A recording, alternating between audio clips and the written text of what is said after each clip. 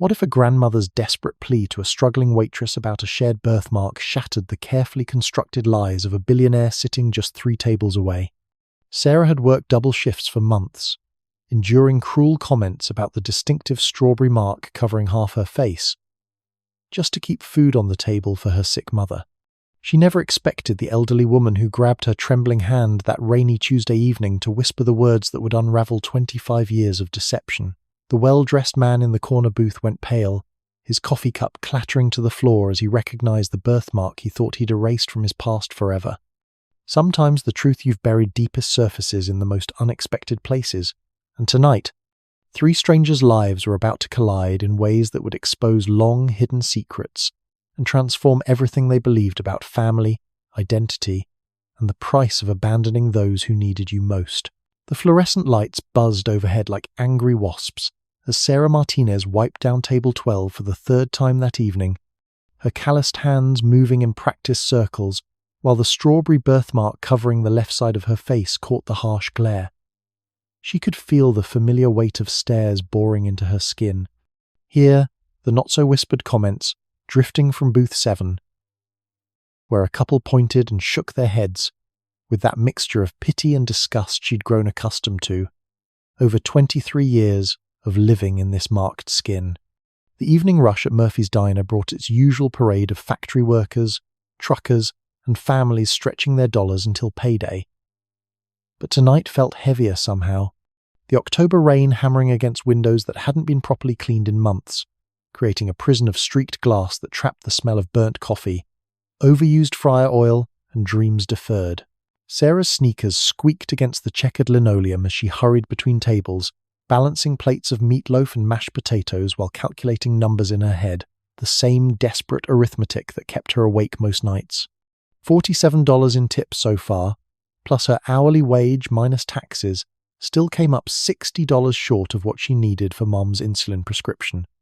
The thought made her stomach clench tighter than her grip on the coffee pot as she forced another smile for the businessman in table 3 who kept staring at her face like she was some carnival curiosity.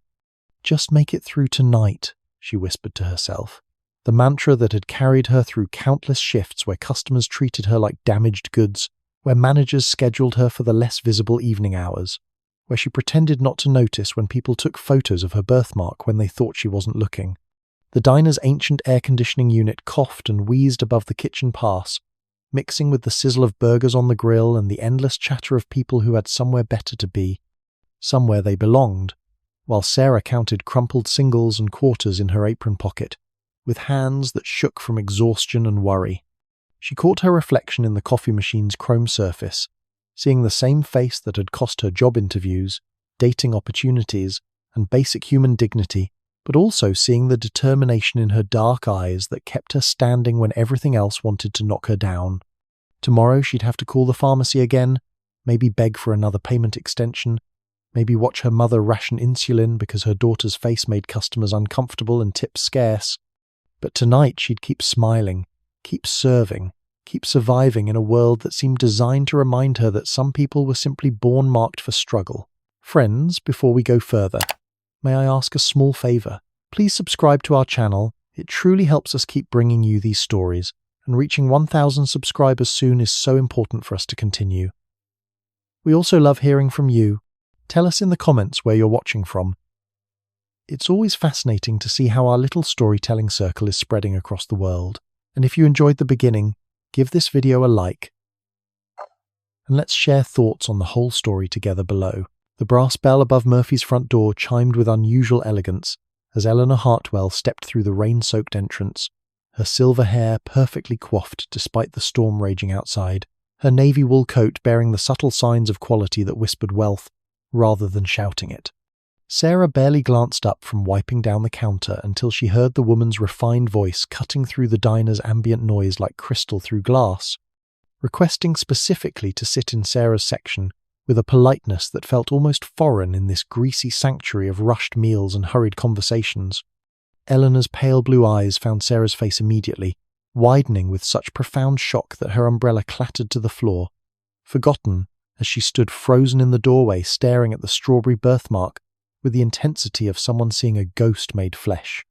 The usual evening bustle seemed to slow around them, conversations fading to white noise as Eleanor allowed Sarah to guide her to booth 14 by the rain-streaked window, her movements careful and deliberate like someone afraid that sudden motion might shatter whatever spell had brought her to this moment. Sarah felt the familiar discomfort of being studied, but this was different from the usual gawking. This felt personal, intimate, as if this stranger's eyes were reading a story written in Sarah's skin that she herself had never known existed. Eleanor's hands trembled as she removed her leather gloves, revealing age-spotted fingers that shook when she opened the laminated menu, though her gaze never left Sarah's face for more than a few seconds at a time. When Sarah approached to take her order, Eleanor's voice barely rose above a whisper as she requested just tea. Earl Grey, if they had it, her accent carrying hints of education and travel that seemed as out of place in Murphy's as a symphony in a subway station. The atmosphere in their corner of the diner shifted palpably, other customers unconsciously lowering their voices as if sensing they were witnessing something sacred and private, while Sarah found herself moving more carefully, more quietly, drawn into whatever mysterious gravity surrounded this elegant stranger, who watched her every gesture with the desperate attention of someone searching for proof of a miracle. When Sarah returned with the steaming cup, her hand steady despite her growing unease, Eleanor's fingers suddenly shot out and wrapped around Sarah's wrist with surprising strength, the touch electric and desperate as she pulled Sarah closer and whispered words that would echo in Sarah's mind forever after. My daughter had the same birthmark on her face. Eleanor breathed, her voice breaking on the word daughter, tears pooling in eyes that had clearly carried this secret for far too long, and in that instant the ordinary evening at Murphy's diner transformed into something that would unravel 25 years of carefully buried truth and pain. Marcus Wellington had chosen booth 21 in Murphy's back corner precisely because it offered the perfect combination of anonymity and cellular reception, allowing him to conduct his evening conference calls about the Portland development deal while remaining invisible among the working-class patrons who would never recognize the billionaire real estate mogul hidden behind his reading, the glasses and deliberately rumpled jacket. His manicured fingers drummed against the scratched formica table as he listened to his lawyers discuss environmental impact studies, his attention split between profit margins and the comfort of being somewhere his usual crowd would never venture. A guilty pleasure he indulged when the weight of his pristine reputation became suffocating. The phone pressed against his ear carried the familiar voices of men who measured success in zeros and commas, but their words faded to meaningless static. The instant Eleanor's whisper cut through the diner's ambient noise like a blade finding its mark. My daughter had the same birthmark on her face. The coffee cup slipped from Marcus's suddenly nerveless fingers, ceramic exploding against the floor in a crash that seemed to echo through time itself, pulling him back 26 years to a cramped apartment where Rebecca Morrison had cried over positive pregnancy tests, while he calculated the political cost of acknowledging a girlfriend whose facial birthmark would photograph poorly in 9 society pages. His Italian leather shoes crunched on coffee, soaked ceramic as the memory hit him with physical force. Rebecca's tear-streaked face pleading with him to stay, to help, and to love their unborn child regardless of what genetic markers it might carry. While he counted the zeros in his trust fund and weighed them against the zeros in his political ambitions, the expensive wool of his suit jacket suddenly felt like a straitjacket, constricting his chest as he watched Sarah move through the diner with fluid grace, her strawberry birthmark identical to the one he had kissed goodnight on Rebecca's cheek before disappearing into his family's money and influence. His throat constricted as if his silver tie was tightening itself. His vision tunneling as he calculated dates and ages, realizing that the young woman serving coffee and enduring cruel stares could be the daughter he had never acknowledged, never supported, never even wondered about during his rise to billionaire status.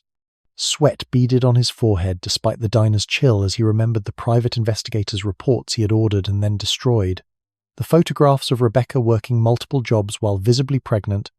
the final report confirming she had died in a county hospital 5 years ago, with no family listed except a daughter named Sarah Martinez. His hands shook as he pretended to clean spilled coffee with paper napkins, his mind racing through possibilities and probabilities, while his carefully constructed world of charitable foundations and public philanthropy crumbled around the terrible possibility that his greatest success had been built on the foundation of abandoning his own flesh and blood. The fluorescent lights seemed too bright, too revealing, as Marcus Wellington sat surrounded by the wreckage of his coffee cup, and his conscience watching his probable daughter serve strangers with dignity he had never deserved. Eleanor's weathered hands trembled as she reached into her purse, withdrawing a manila envelope that had clearly been opened and closed thousands of times,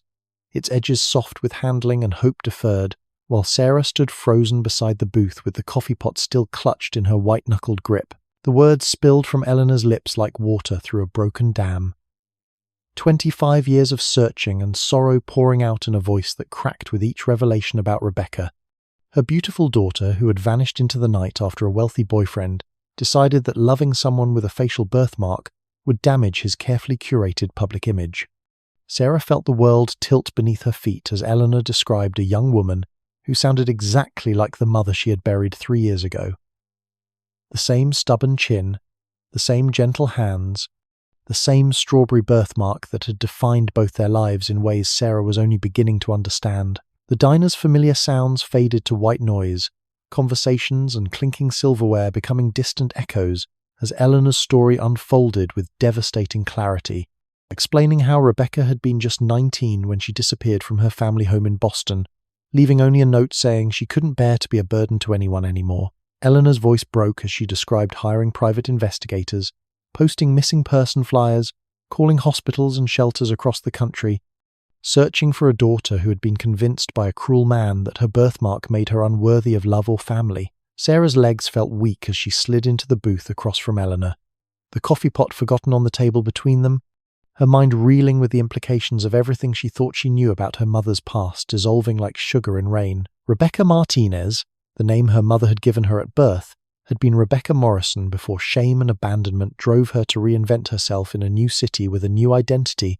raising her daughter alone, while her own mother searched desperately for any trace of them. Eleanor's hands shook as she withdrew a faded photograph from the envelope, a picture of a young woman with dark hair and laughing eyes whose face was an exact mirror of Sarah's own, complete with the distinctive birthmark that had shaped both their destinies in ways neither could have imagined. The photograph felt electric in Sarah's hands as she stared at her mother's 19-year-old face, seeing herself reflected in features she had always thought made her ugly, finally understanding why her mother had always insisted that their matching marks were signs of strength rather than shame. Eleanor's tears fell freely now as she watched recognition dawn in Sarah's eyes. 25 years of grief and searching, finally finding their resolution in this fluorescent-lit diner, where fate had guided them together through rain and circumstance. The background noise of Murphy's diner completely disappeared as Sarah processed the magnitude of this revelation, understanding that she had never been truly alone in the world, that somewhere a grandmother had been searching for her, with the same desperate love that had driven her mother to work 3 jobs and sacrifice everything for her daughter's future. Marcus forced his legs to carry him across the diner's cracked linoleum floor, each step feeling like walking through quicksand as he approached the booth, where his past and present were colliding in ways that threatened to destroy everything he had built. Over 25 years of careful reputation management, strategic philanthropy, he cleared his throat softly, adopting the concerned expression he had perfected during countless charity galas and board meetings, his voice carefully modulated to project warmth and genuine interest as he interrupted their emotional reunion with practiced ease. "Excuse me, I couldn't help but overhear your conversation, and I hope you don't mind my intrusion, but I've actually had some experience with missing person cases through my work with various charitable organizations," Marcus said, his eyes drinking in every detail of Sarah's face while his mind catalogued the unmistakable similarities to the woman he had abandoned so long ago. Sarah looked up at him with confusion and wariness, her instincts prickling at the intensity of his gaze, the way his expensive watch caught the fluorescent light, the subtle markers of wealth that seemed incongruous with his claim of simply being a concerned diner, patron who happened to know about missing persons investigations. Eleanor, however, clutched at his offer like a lifeline, her desperate need for answers overriding any suspicion as she began explaining her decades-long search for Rebecca, unaware that she was confessing the story to the very man who had set it all in motion with his cruelty and cowardice. Marcus felt his chest tighten as Eleanor described her daughter's beauty, her kindness, her tragic belief that love was impossible for someone marked as different, each word a knife twisting in the guilt he had buried beneath layers of success and social standing. He studied Sarah's profile as she listened to Eleanor, noting the exact curve of her jawline that matched Rebecca's, the way she tucked her hair behind her ear when nervous, the unconscious grace that had drawn him to her mother before fear and ambition had turned love into abandonment. His offer to help locate Eleanor's granddaughter hung in the air between them. A lifeline that was actually a noose, a generous gesture that masked his desperate need to control a situation that could destroy not just his reputation, but his entire carefully constructed identity as a philanthropist and family man. Sarah felt something cold settle in her stomach. As she watched this stranger's face, the way his eyes never quite met hers directly, the subtle calculation behind his apparent kindness that reminded her of customers who left generous tips while making cruel comments about her appearance. Eleanor accepted his help with tears of gratitude, pressing his hand between both of hers as she thanked him for caring about strangers, completely unaware that she was placing her trust in the architect of her family's destruction, the man whose rejection had sent her daughter fleeing into poverty and shame that would follow her to an early grave. Marcus leaned forward with the practiced sincerity that had closed billion-dollar deals and convinced city councils to approve questionable developments, his voice taking on the warm, paternal tone he reserved for moments when manipulation needed to feel like mentorship. You know, the most efficient way to confirm this family connection would be through DNA testing, and I happen to know someone who runs a private laboratory that could expedite the process. He offered,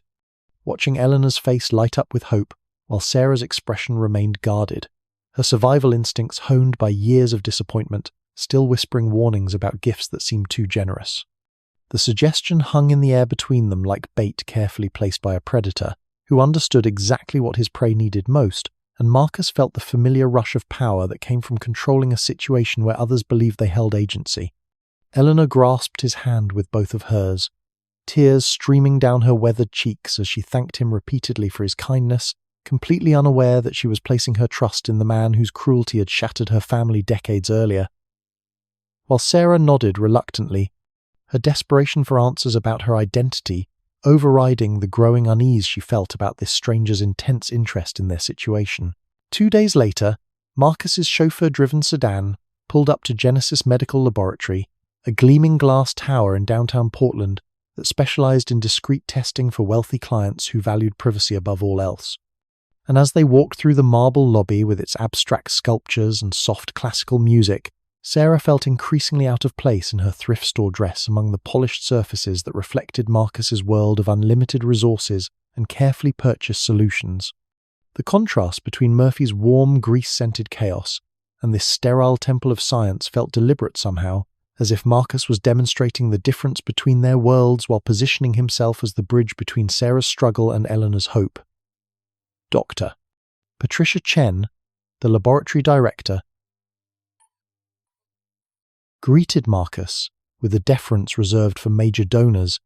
her professional smile never wavering as she explained the testing process to Eleanor and Sarah, while carefully avoiding any mention of the private conversation she had already had with Marcus about ensuring the results matched his specific requirements.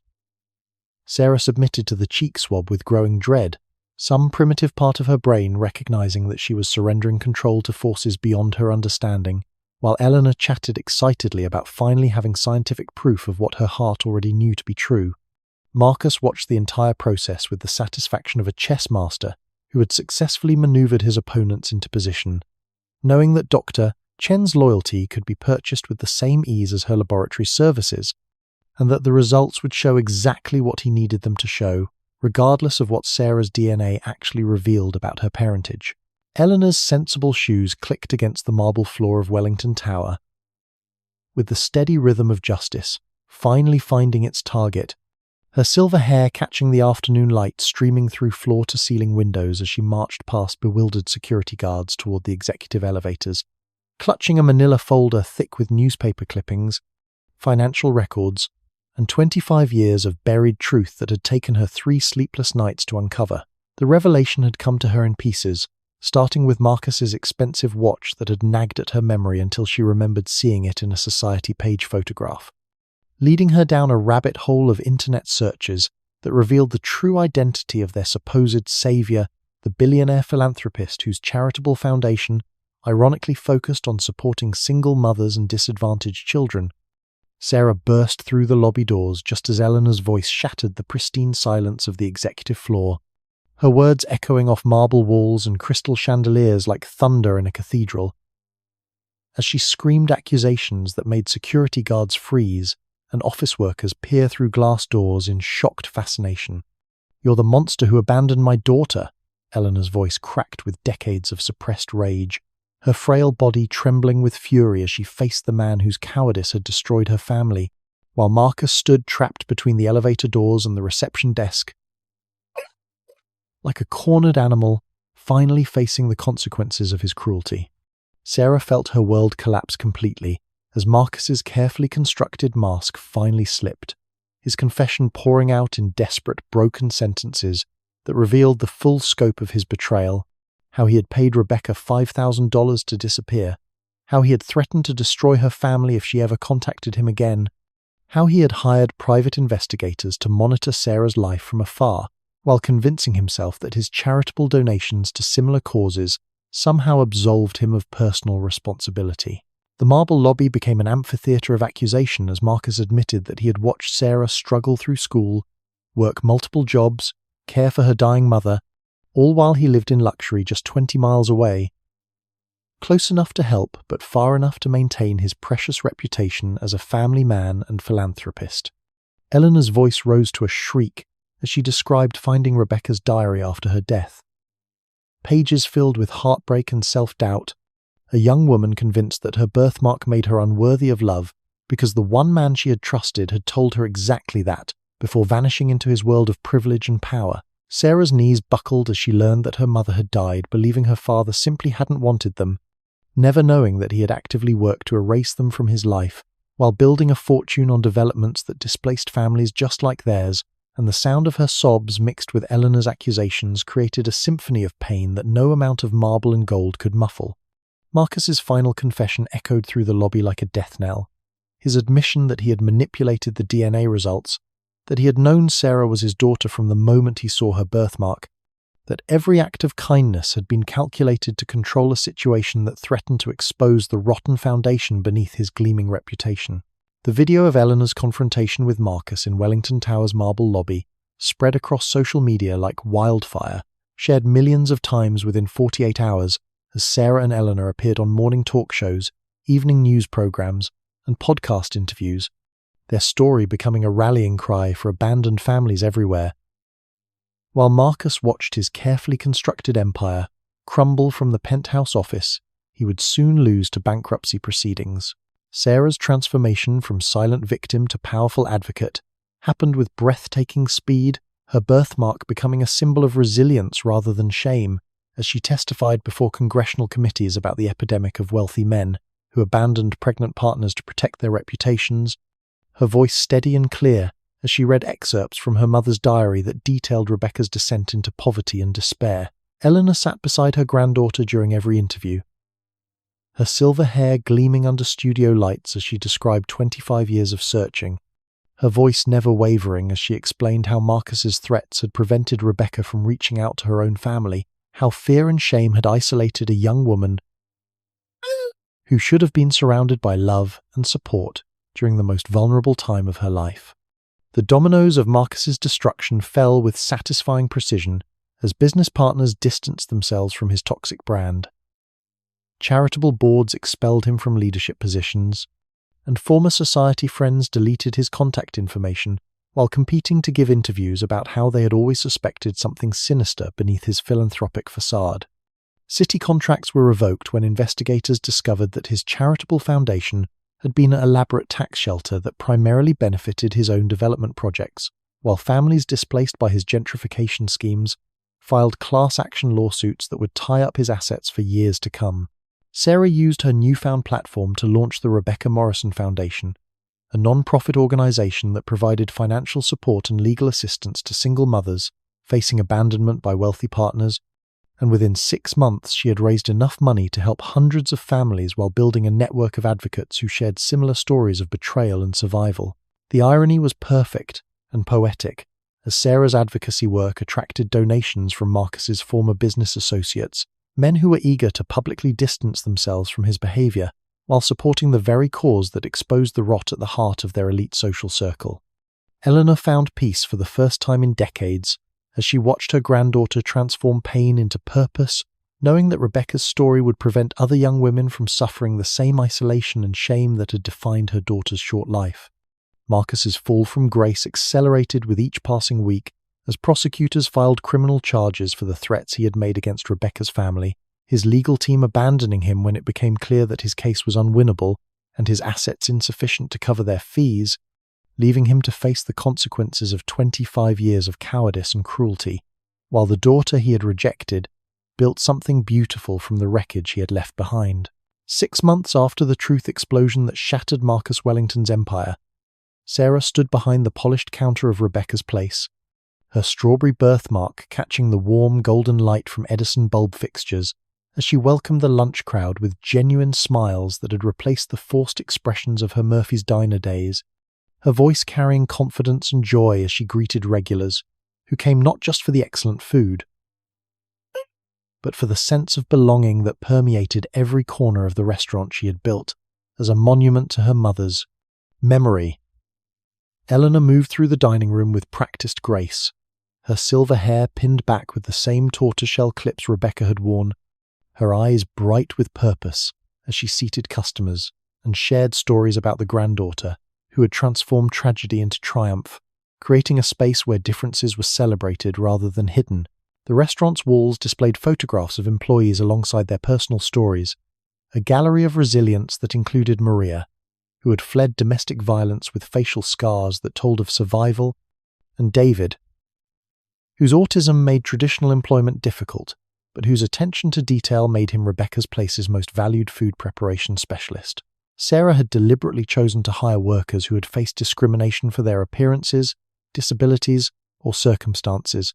creating a team that understood the power of second chances and the importance of seeing beyond surface judgments to recognize the strength and dignity that lived within every person brave enough to keep fighting. Eleanor's investment in the restaurant had been more than financial. It had been emotional and spiritual, a way to honor Rebecca's memory while building the family legacy that Marcus's cruelty had nearly destroyed, and watching Sarah flourish as both business owner and community advocate filled the void that 25 years of searching had carved in her heart. Across the street, Marcus Wellington sat in his rusted Honda Civic, the only vehicle he could afford after bankruptcy proceedings had stripped away his fortune, his designer suits replaced by thrift store clothing, as he watched the daughter he had rejected build something genuinely meaningful with her life, something that attracted genuine admiration rather than the fearful deference his money had once commanded. The irony burned in his chest as he observed customers leaving Rebecca's Place with smiles of satisfaction and warmth, the same expression he had spent decades trying to purchase through charitable donations and public relations campaigns, realizing too late that authentic success came from lifting others up rather than climbing over their broken dreams. Sarah's voice carried clearly through the restaurant's open windows as she spoke to a new employee about the philosophy that guided Rebecca's Place. Her words simple but profound as she explained that everyone deserved recognition and love, regardless of how they looked, that differences were gifts rather than burdens, that kindness was the only currency that truly multiplied when spent freely. The afternoon sun streamed through glass windows, illuminating faces of every shade and condition, customers and employees united in a community that Sarah had built on the foundation of her mother's unfulfilled dreams and her grandmother's unwavering love, proving that sometimes the most beautiful things grow from the deepest pain when tended by hearts brave enough to choose hope over bitterness.